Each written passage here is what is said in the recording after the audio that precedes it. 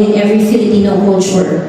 Kung ano tayo ngayon ay dahil sa ating mga ninuno na nararapat na bigyan ng respeto at gayon din ang ating mga kultura na dapat pinapahalagahan at limunin rin natin ang ating pinagalingan. Nakakalungkot lang na sa ilang taon na nagdaan, nakakarami sa ating mga katribo ay bukod sa diskriminasyon ay tila napabayaan din ng ating pamalaan. Ang Pilipinas ay binubuo ng 15 major tribes. At kapag pinagsama-sama na ito ay meron humigit kumulang na 100 na tribo. Tama. And ayun, so ito po ang magiging paksa natin ngayon. Ang ating Q&A ay mag-iikot sa oppression at mga pang-aapil sa ating mga katribo. At pwede na pong simulan. Yung ating mga representative ng ating mainstream ay pumunta lang sa na magpakilala at lahat po ay mabibigyan ng pagkakataon ng po. Maraming salamat po.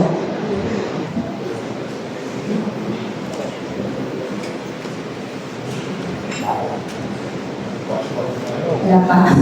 So bago po may pumunta, sir, baka meron po kayong gustong mensahe, bawat isa po. Pagpapakilala, yes.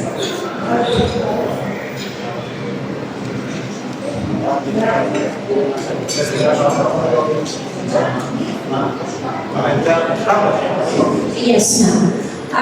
Opening statement po ng bawat isa. Hello, ako ay si Atty. Gil Valera, third nominee na Pinoy Local Party List. Masaya akong dumating dito kahit na galing lang ako kanina sa Indigenous People Celebration ng mga ITA sa Bamban, Tarlac. Natutuwa ako kasi maganda ang panahon.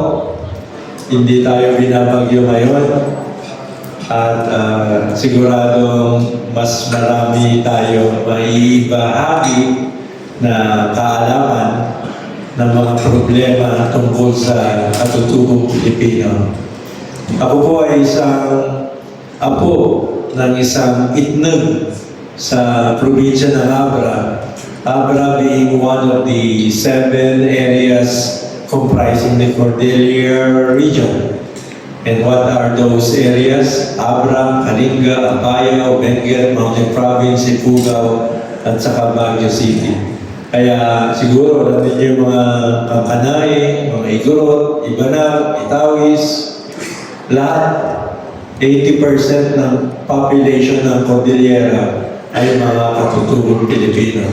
Pero siguro alam ng mga gumawa ng saligang batas natin noong 1987 na there are about 6 marginalized sectors. And one of the 6 marginalized sectors are the indigenous cultural communities. Medyo nakakalungkot lang kasi ang daming mga napamanap na mga kuno-kunong party list pero hindi naman sila nagre-represent ng marginalized sector. Kaya ito yung pagkakataon na malalaman ninyo na I think the most marginalized sector right now are the indigenous people. Karamihan sa amin ay hindi nakapag-aaral ng koleyo. Maswerte ako kasi magaling ako basketball. Kaya libre ang aking koleyo. Pero mga 96% hindi po nakatungtong ng koleyo ang mga kapatid namin katutubong Pilipino. Isa yan sa mga gusto namin gawin na sana magkaroon ng exclusive university ang mga katutubong Pilipino. Kaya yan ang nagiging dahilan kung bakit nadi-discriminate ang mga katutubo. Mahirap na lang, tapos hindi pa nakapag-aral. Kaya madaling apihin, madaling ma-discriminate. Kasi ang tingin nila sa mga katutubo, hindi nga nakapag-aral.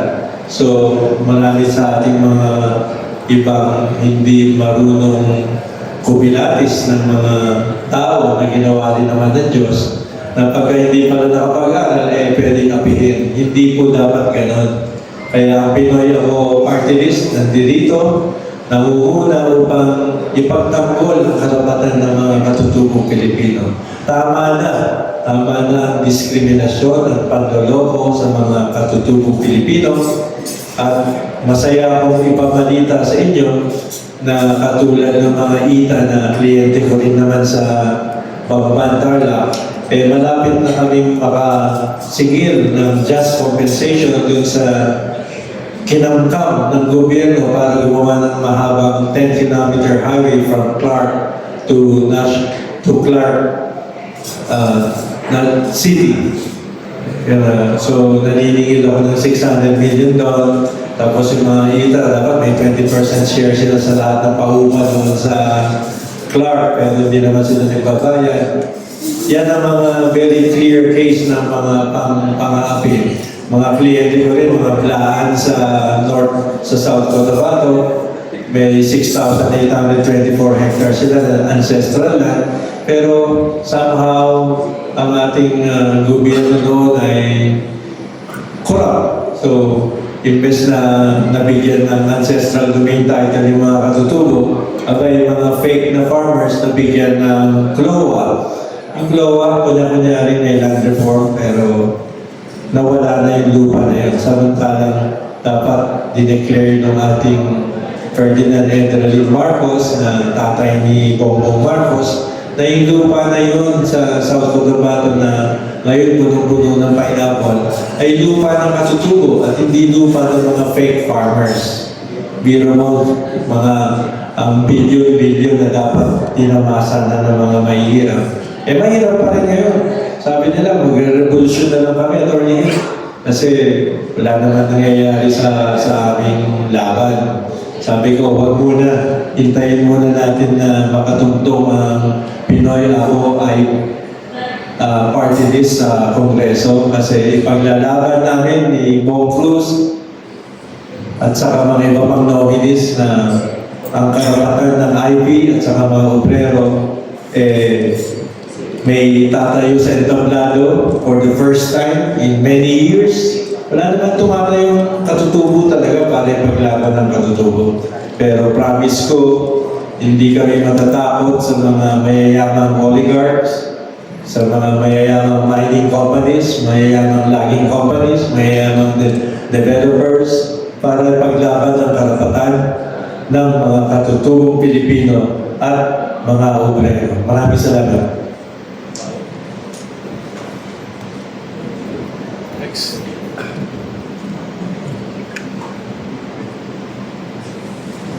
Good afternoon, everyone. I am Attorney Krista Tabioko.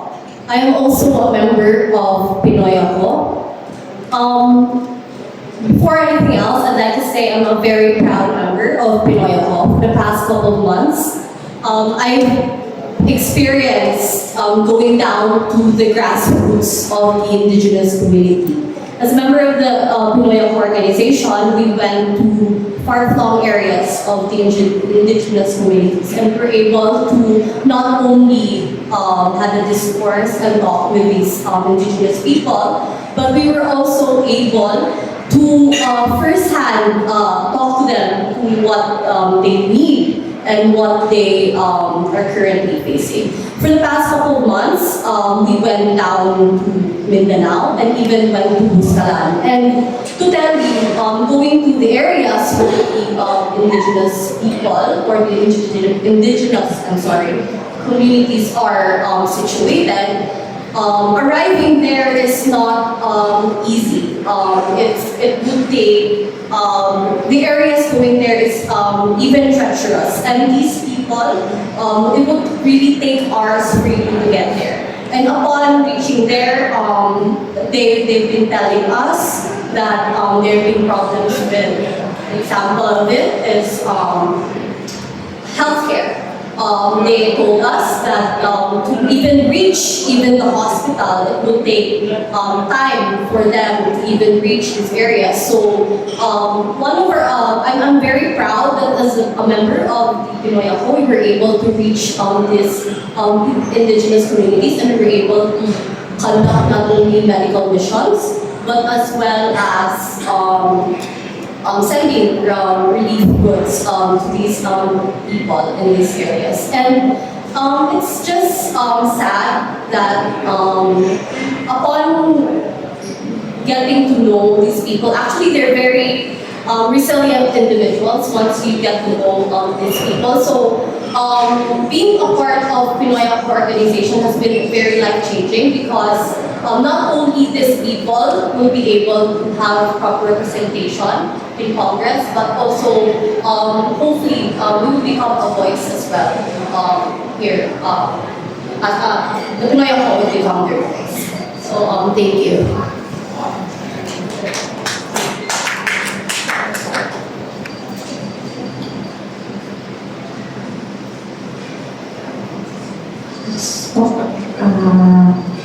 Attorney Apo. Magandang hapon po sa ating lahat. Ako po si Attorney Apollo Emas, Pinoy Ako Party List. Isa po akong miyembro ng Pinoy Ako Party List at isa rin po ako sa mga abogado ng aming organisasyon. Nagpapasalamat po ako sa lahat ng mga kaibigan natin sa media na pumunta ngayon para marinig ang aming bukasiya. At welcome po kayo na magtanong kung ano po ang gusto nyo malaman tungkol sa Pinoy Ako Party List. Ulitin ko po, ang Pinoy Ako Party List, kami po ay mga Pilipino para sa advokasya ng mga katutubo at mga obrero or mga manggagawa. Ilan po, maraming salamat po. At siya, Sir Dan Casino. Good afternoon po sa lahat. Ako po si Danilo Basilio. Ako po ay isang miyembro ng Pinoy Ako Party List. Ang advokasya po namin ay isang tumulong sa mga katutubong Pilipino upang sila ay matulungan.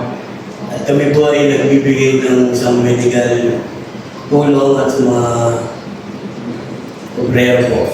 Maraming salamat po. Maraming salamat po sa mga panahon. Pwede na po tayo magsimulang magtanong.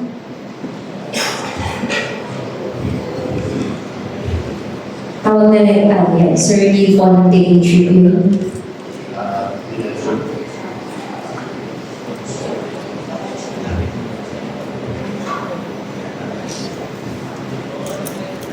Sa ating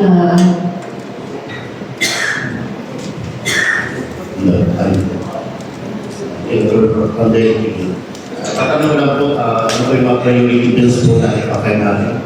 Sakali pala po tayo na manalo rin na pumili.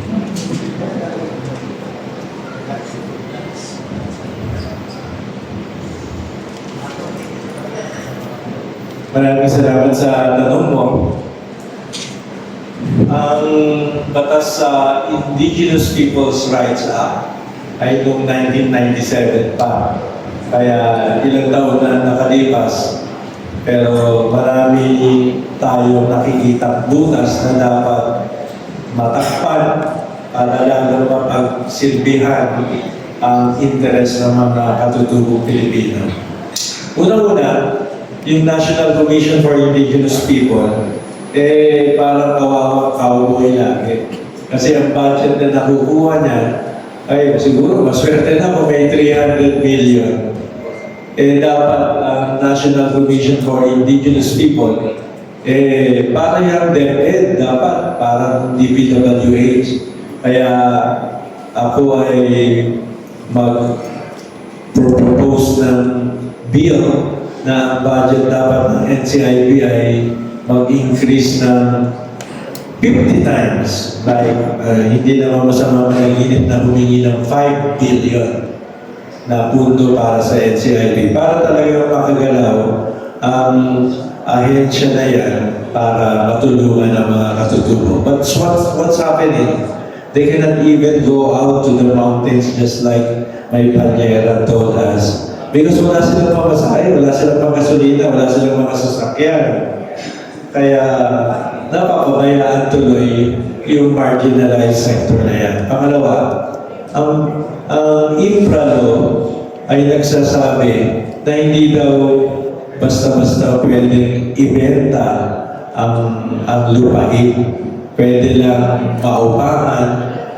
Pero para sa akin, because of that provision, hindi tayo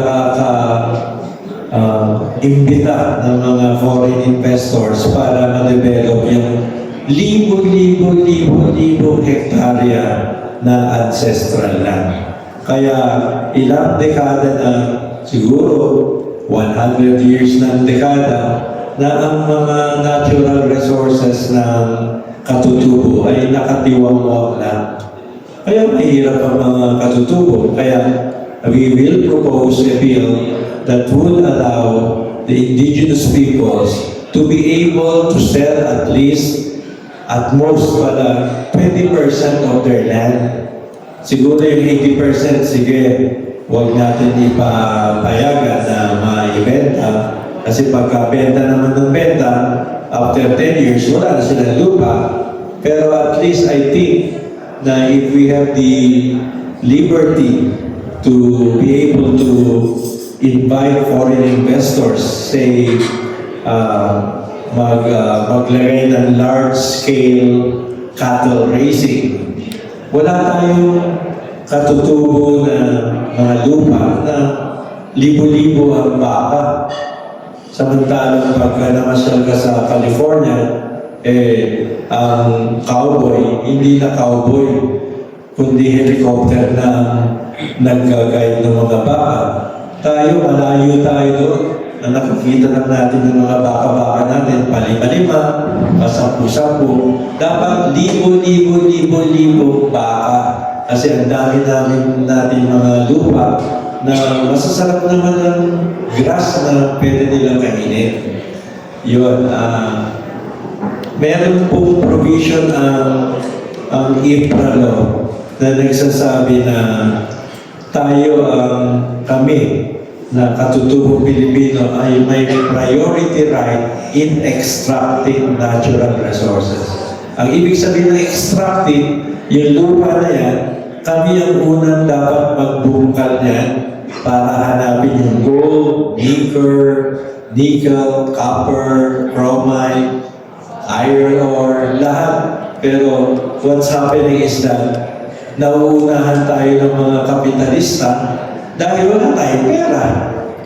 Kaya dapat nga, sa isang press con na nasabi ko, maglaan rin ng another 5 billion para magkaroon ng pautangan ng mga katutubo. Pwede natin tawagin niya na Indigenous Peoples Bank. Walang pinagkaiba sa Development Bank of the Philippines. Walang pinagkaiba sa Land Bank of the Philippines. Pero mga katutubo, pag pupunta sila sa mga bako, ang unang tatanungin sa kanila, anong eco-collateral mo? Kanti? Yung pagtatawanan nila. Kasi sasabihin nila, di mo naman pwedeng ibenta yan. Pwede mo lang ipaupa. Kaya uuwi na, iiyak-iyak na hindi pa rin nasolve yung kahirapan ng mga katutubo. Isa sa mga sinasabi sa Section 57 ng IPRA law, ang mga katutubo ay may pangunahing karapatan para i-harvest ang natural resource. What can you harvest as a natural resource? Sa mga libo-libong hektarya na ang dami-daming punong kahoy. Ang dami-daming punong kahoy, nagkatandaan na pagka bumagyo lang ng konti, natutumba kasi maganda na. Ang matandang punong kahoy dapat hina-harvest. Hindi natin pababayaan na matutumba na lang kasi marupok na. Kasi ang matandang kahoy, hindi na pwedeng gawing furniture. Wala na, abo ang makikita. Kaya bago maging abo ang punong kahoy, sabi ng batas, you have the right to harvest it, make it into lumber, and then sell it, and then as long as you replace what you have got with tree planting again. And what is the best plant that can be planted when we cut down mature trees? Bamboo, kawayan. Ang kawayan, 5 years lang. Kikita na tayo ng napakaraming dolyares, milyon-milyon na tinatawag na carbon credits. Siyempre, hindi nyo pa masyado naririnig kung ano yung carbon credits. Pero yan ang reward na binibigay ng United Nations sa mga bansang nagtatanim ng napakaraming kawayan, katulad ng China. Ang China kumikita ng $3 billion every year. Bakit? Kasi 2 million hectares of their land is planted to bamboo. Ang bamboo, malakas makahigop ng carbon dioxide, pinakamalakas rin bumuga ng oxygen. Kaya yan ang gusto ng United Nations, mga industrialized countries, para maglaban sa climate change. Pero sana, kung mapapangunahan ng Pinoy Ako Party List yung bill na yan, we will even require all people. We are 102 million. Magtanim lang po tayo ng tig-5 bamboo. Pumunta po kayo sa bahay ko, nagtanim po ako ng 50 na bamboo. Kaya pag tinitingnan ng bahay ko sa Blue Ridge, parang akala mo forest. Kasi mahilig po akong makakita ng bamboo. Bamboo, pagka nagtanim tayo ng bamboo, hindi tayo mababaha. Kasi ang roots ng bamboo, napakalakas mag-hold ng soil. Hindi magkakaroon ng soil erosion, hindi rin magkakaroon ng landslide. Ano pa? Last, medyo masyado na mahaba yung sagot ko.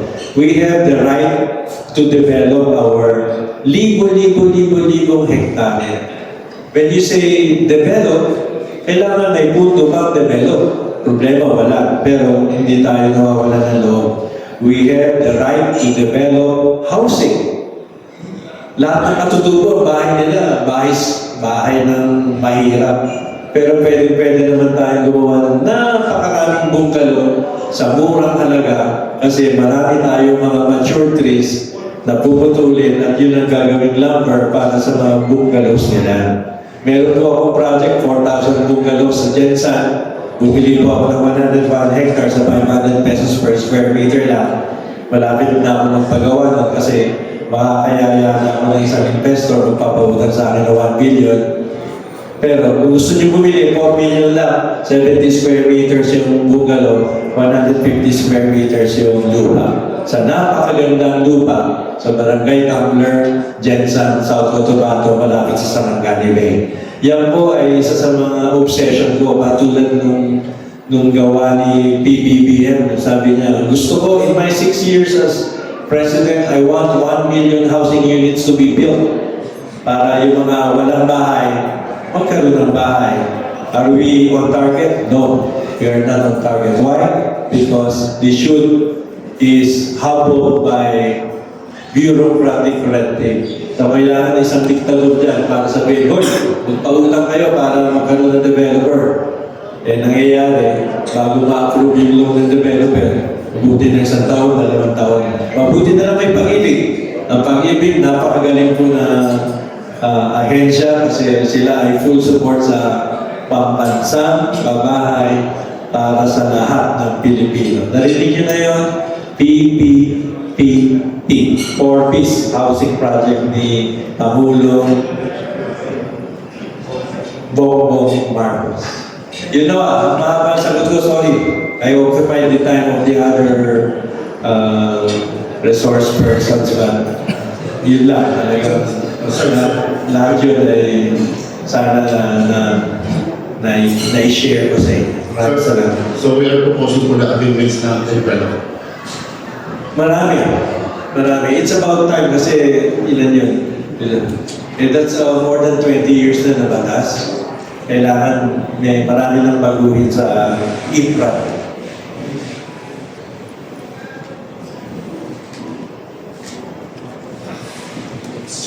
Thank you very much, Sir Neil. Next po, I see Ed Guzman ng SDN Online News. Hello, magandang umaga po. Sir, nandito po. Sir, magandang umaga po. Ano po, may nabasa po ako tungkol sa 15 biggest mining companies in the Philippines. Sila yung kumuha ng mga kawin natin, nagmimina.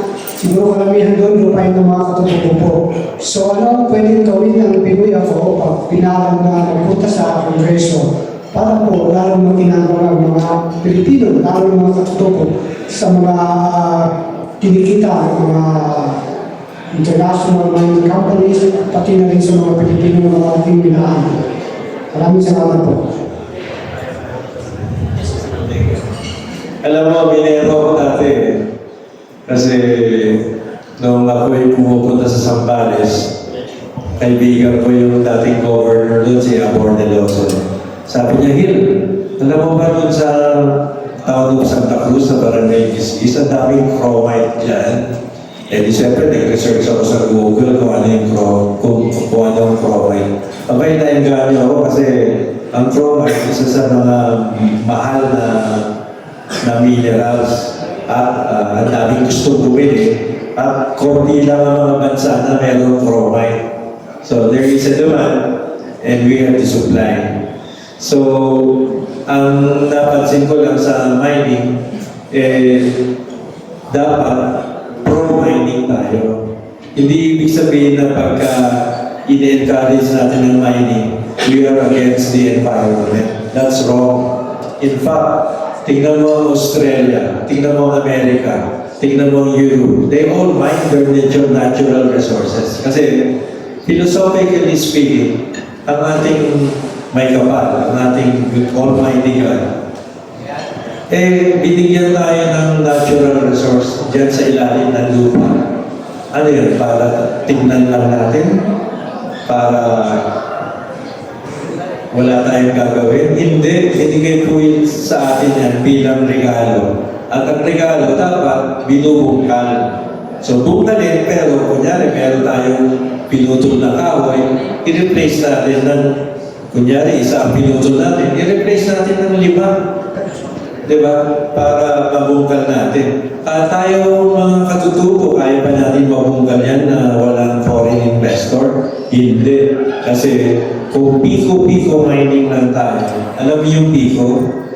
Kahit na isang taon tayo nagpipiko, siguro mga 20 meters lang ang lalim na nahukay natin. Samantalang pag nag-impita tayo ng foreign mining companies, napaka-advanced ng mga equipment nila. In 1 month, yung 20 meters, napasok na nila kung saan yung maraming gold, maraming copper, maraming nickel. So, yan ay dapat i-encourage natin ang mining. Hindi porket may 15 mining companies, parang galit na tayo. Hindi. Dapat, ang babantayan lang natin, ito bang 15 mining companies, do they practice corporate social responsibility? Sila ba ay gumagawa ng eskwela? Sila ba ay nagtatayo ng ospital? Sila ba ay nagbibigay ng mga computer sa lahat ng pamilya apektado? Mura-mura ng computer ngayon, di ba? Parang pagka kumuha ka nga ng yung maliit na computer, yung tawag doon, tablet, o di ang gagaling na ng mga anak ng mga displaced katutubo. At ito pinaka-importante. I discovered that these big mining companies only share 2 to 3% of their net profit to the katutubo. Medyo galit ako. Sa Ilocano, Ilocano kasi ako, mahilig kami na sa mga lupa ni Chavit At saka doon kay Duterte, mahilig kami magmura sa kasamaan. Pero hindi ko kasama magmura, lalo na kung nakikita mo na inaapi ng mga masasama yung mga bababae. So ako, I encourage people to be angry. Kasi why will they accept 3% only doon sa net profit ng mining? Sino ba may-ari ng lupa? So, isa yan sa mga nakalimutan ko sabihin na revision sa infra law na dapat maging standardized ang share ng katutubo sa net profit ng mining companies, and it should be increased to at least 15%. Pagka na 15% yan, lahat ng katutubo, pag pupunta sila sa bayan para mamili ng pagkain, ay hindi na naka-tricycle, kundi naka-fortuner na rin. At hindi na nakabahag, kundi naka-ground floor na, ano ba yung jeans na sikat? Levi's! Levi's na rin. Never have they even encountered Tour, Rambler, or Levi's. O mga hand-me-downs sa mga kanilang buhay. No, I support mining, but it should be mining that is sustainable, responsible, and one biggest responsibility is to control their greed. Masyadong swapa. Kasi gusto nila, kunin na nila lahat yung profit, samantalang kaya-kaya naman nila magbigay ng 15%. May matitira pang 85%, di ba? And that's the reward for risking their multi-million-dollar investments sa ating bansa. Kaya nga, di ba, one of the revisions ng ating constitution, sabi nila, let's revise our constitution so that we will be able to encourage more foreign investments. And one area where we are lacking in foreign investment is our mineral lands. Ang dami natin pa rin mineral lands na hindi na i-explore. Yayaman tayo. Lahat tayo yayaman sa mining. Pwede mo magkaroon? Yes po. So, ang mga katutubo kasi ito ang nasa mundo. Pero dapat po siguro ay unahan natin na mapagawa farm to market yung daanan talaga. Kasi kahit sila lang mismo, kaya na rin ibaba yun. May programa po ba kayo dito sa mga daanan, kalsada? Ang tama yung tanong mo kasi nung pauwi kami, may kasama akong bodyguard, driver, saka yung assistant ko sa law office ko. Ang nabanggit nila, farm to market road. Kasi yung pinuntahan namin na building ng ITA doon sa taas ng bundok ng Pamban, hanggang ngayon hindi pa asfaltado man lang o may gravel man lang. Basta lupa lang yun. Na pagkaulan, putik na. Ngayon na akitin din nila. Katulad ng ministro, hindi pa niya para pumunta sa Busgalan, Tiglayan, sa Kalinga, hirap na hirap silang umabot sa mga kabundukan. And farm-to-market roads is, I agree with you, very important. Sino ang nagbibigay ng farm-to-market roads? DPWH, Department of Agriculture, Department of Agrarian Reform, yung ahensya na pinababalik yung mga rebelde. Ano ba yung ahensya na yun? Daming pera nito, bilyon-bilyon. So, sayang yung pera na yun kasi hindi na i-implement. So, hindi na kailangan gumawa ng bagong batas. Bantayan lang natin yung nakabudget na farm-to-market roads, hindi mawala. Favorite source yan ng corruption ng farm-to-market roads. Bakit? Kasi, siyempre, alam ko yan, I live in Abra, maraming farm-to-market roads. Sa hinahaba-haba ng aking buhay, dapat lahat ng lupa na semento na. Pero konti lang na semento kasi it's a source of corruption. Madaling magsabi, gawa na yung farm-to-market road. Pagka nag-audit yung COA after 2 years, nasa na yung farm-to-market road? Nabagyo na di lusot na naman sila.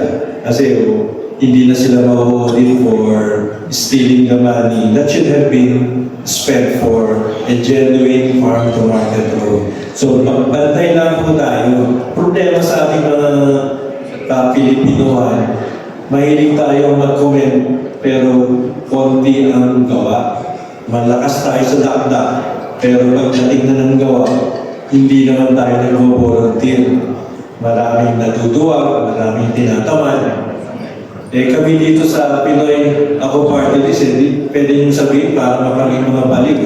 Kasi hindi namin alam kung yung mga sinasabi namin, pinapakinggan mabuti ng mga voters. Na sana yung mga voters natin maging mas mature at huwag kung sino-sino mga senador dyan ng i-elect at huwag kung sino-sino mga party list dyan na epal na wala naman nagbukasya pero nananado. Why? Kasi may artista, kasi mayaman, kasi bla bla bla, kasi mga dynasty sa probinsya nila, kaya wala silang magawa. Kung ano yung utos ng gobernador, yun ang iboboto ng mga tao. So malayo tayo sa ating panaginip, pero hindi natatakot ang Pinoy Ako Party List na isugod ang ating advocacy. Salamat po. No, good morning po sa lahat. Napirin ko po ng Break Balita at PTV. Kasi ang isa po sa proyekto ng PDF is yung medical mission, na kung saan nga po last month, nagkaroon tayo sa Paras. Ito ba ay itutuloy pa natin at saan po kaya?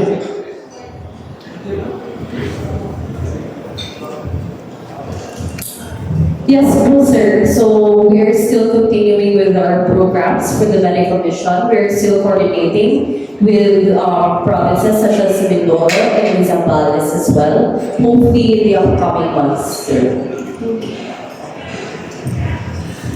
Thank you so much. Next po. Dagdag ko pala yung sagot ni Panyera. In fact, tama ho yung in-address mong issue ng healthcare.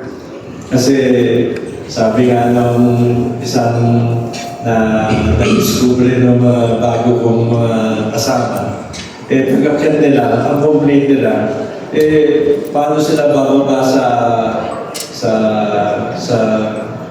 sa bayan, layo-layo pa pagalingan nila, di ba?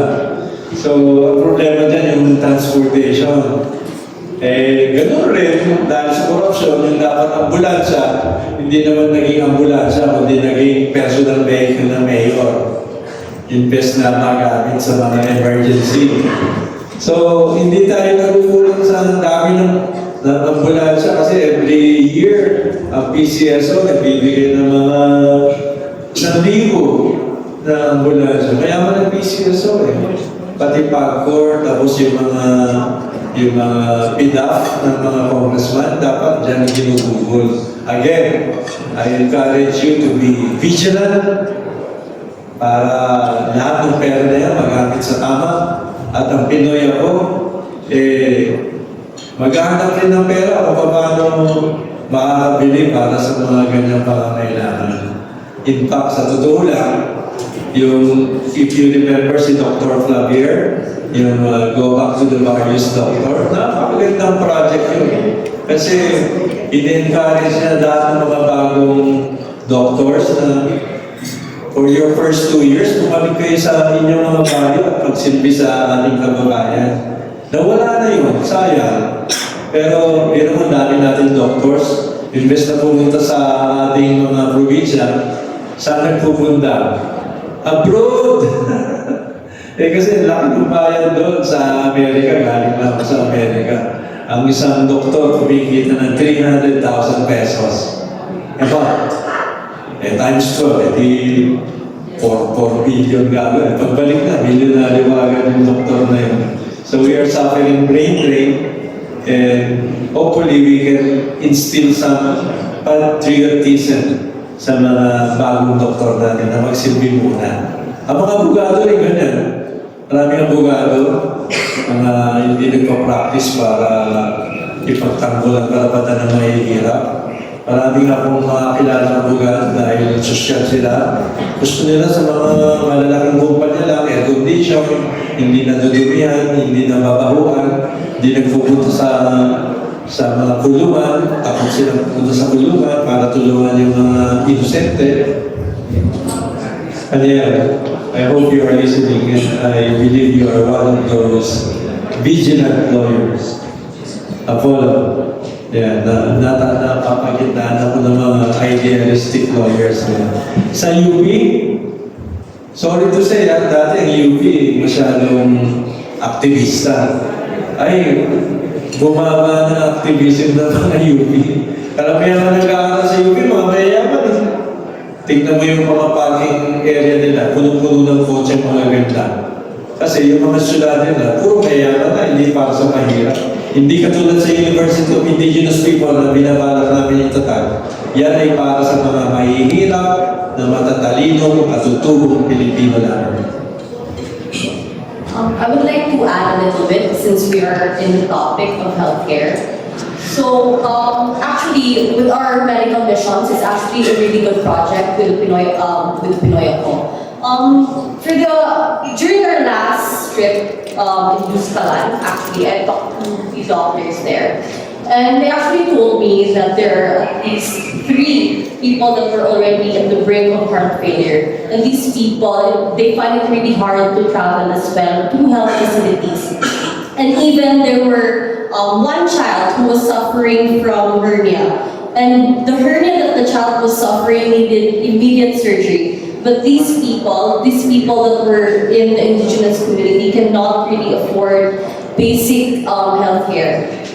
Again, as what was premised earlier, that even going to the nearest rural and provincial hospital would cost them a lot of money to even travel. If not, they had to walk to get to the nearest transport where they have to get a ride to the nearest provincial town. So that's why the Pinoy Ako also endeavors, if given a chance, to build and create provincial rural hospitals, especially catered for this indigenous people.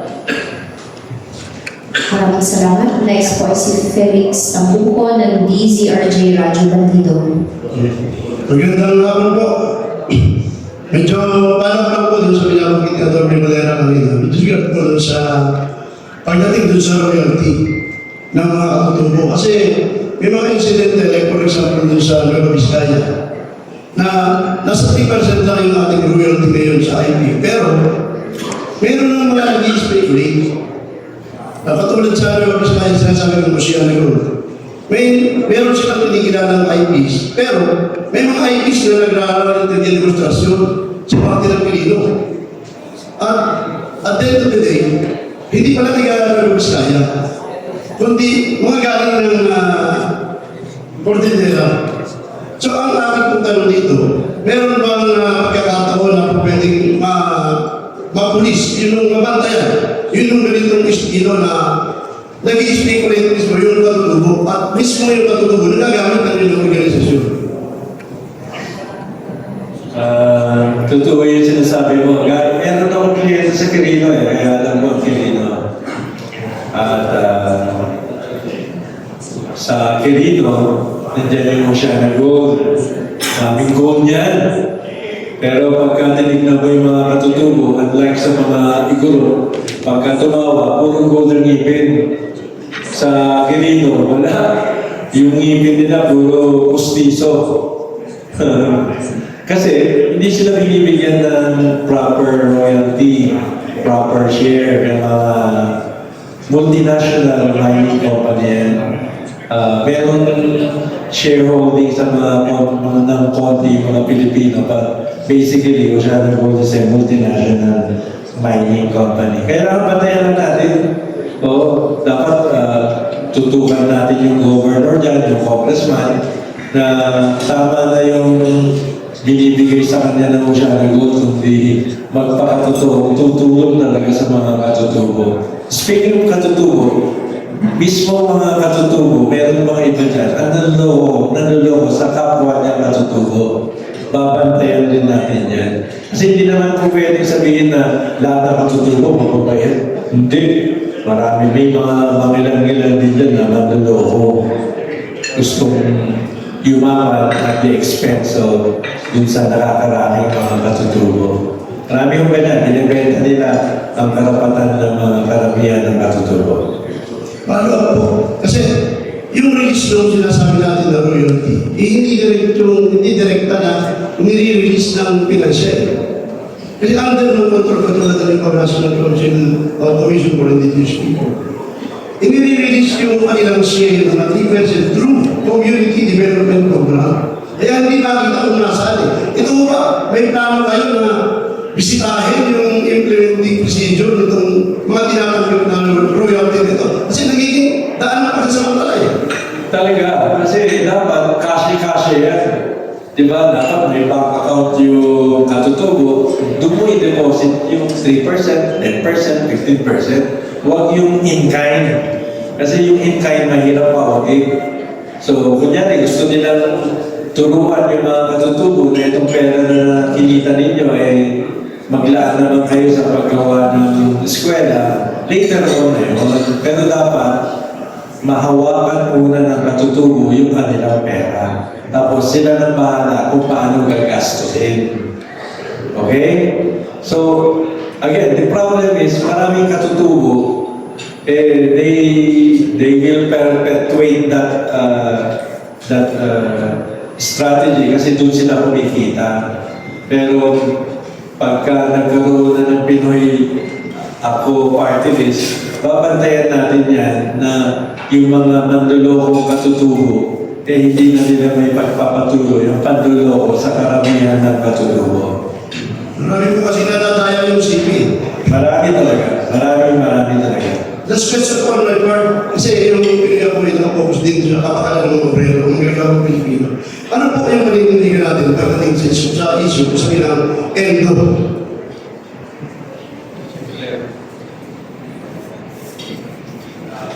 Yung ang tanong na kaibigan, mga obrero, at related siya sa Endo. endo. Oo.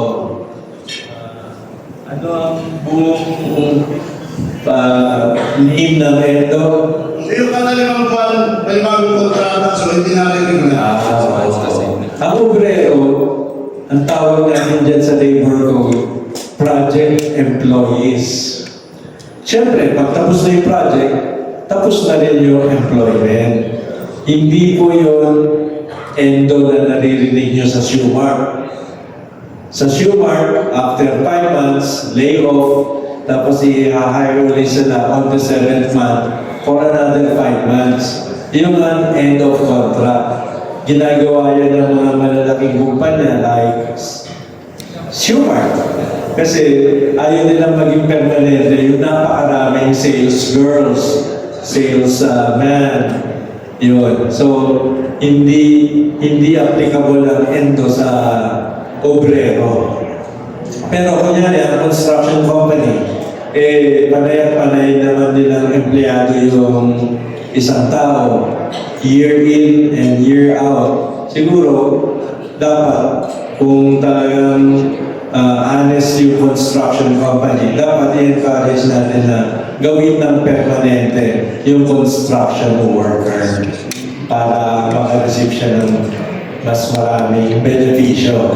Pero hindi porket permanente yung construction worker, hindi na pwedeng i-lay off muna. Pwedeng i-lay off yan. Kasi wala pa ng bagong construction project. Alam na naman yung kapitalista, magpapasweldo sa walang ginagawa. So talagang i-lay off muna yung permanent construction worker. Allowed ho yan sa batas. Priority sila pagka-contract. Ano po? Priority sila pagka-meron. Siyempre, pagka hindi mo rinihard o ako, ang sasabihin ko bilang aktivista ng bata ko, makiba ka, huwag matakot. Ang problema sa Pilipino, unlike the Americans, the Europeans, they are very assertive of their rights. Alam nila at alam nila na dapat sabihin sa mga kinauukulan, ito ang karapatan namin, huwag mong yurakin. Ang Pilipino hindi. Masyadong submissive, masyadong passive, masyadong takot, duwag, ayaw paglaban ng karapatan. Natatakot masaktan na baka maparil, masaksak. Sa Amerika, traffic lang ng 3 oras. Revolusyon din sa highway. Kasi ayaw nila na traffic. Magwawala na sila. Tayo, walang ganun. Kahit ma-traffic tayo 5 oras, papetik-petik pa lang tayo sa ating kotse, di ba? Kaya po ang Pilipinas ngayon. Maraming salamat. Next po. Sir. That's Alfonso Corret sa MSC Balita ng Bansa. Tanong ko lang po yung tungkol dun sa mga rapist. Kasi sa congratulations po, kayo po isang abogado na. No? At marami kasi mga matutubuhan na siguro mabibilang mo lang sa daliri na nakakapagtapos o wala pa siguro. Ano po approach, ano po gagawin po ng Pinoy ako? Kung paano itong maiibsan itong ganitong problema ng mga natutubuhan? Sa totoo lang, libre ang elementary, libre ang high school, marami rin state colleges and universities na libre. So magtataka, bakit yung mga katutubo hindi nila natatapos yung engineering, yung science, yung education, yung lawyering, pagdudoktor, marami naman libreng state college na rin o-offer ng napakaliit lang ng tuition fee. Again, so babalik tayo sa ating kultura. Ang ating kultura ay dahil sa hirap, sasabihin ng mga magulang dun sa mga batang katutubong, anak, okay ka na, nakapag second year high school na rin naman ikaw, huwag ka nang magpatuloy mag-aral kasi kailangan ko ng kamay at paa para mag-aral sa ating mga farms. Ayun, mawawalan na ng drive mag-aral na dapat tayong mga mas nakakaalam, sasabihin natin sa mga magulang na yan, uy, gawin mo naman yung trabaho mo. Ano ba problema mo? Bakit pinahindo mo yung mga anak mo? Abay, galit pa yung mga magulang sa'yo pagka sasabihin mo yun, ano? Sasabihin nila, ano pakialam mo? Di mo naman anak yan. Ganun po ang Pilipino, di ba? Pero somebody really has to be a more disciplinarian leader. Ako po, disciplinarian po ako sa aking mga anak. Kaya lahat ng mga anak ko, puro magagaling. Kasi sabi ko, pag hindi nyo ginamit yung pera ko na maganda, huwag na lang kayo mag-aaral. Hindi nag-aaral mabuti. Sa state college, for example, like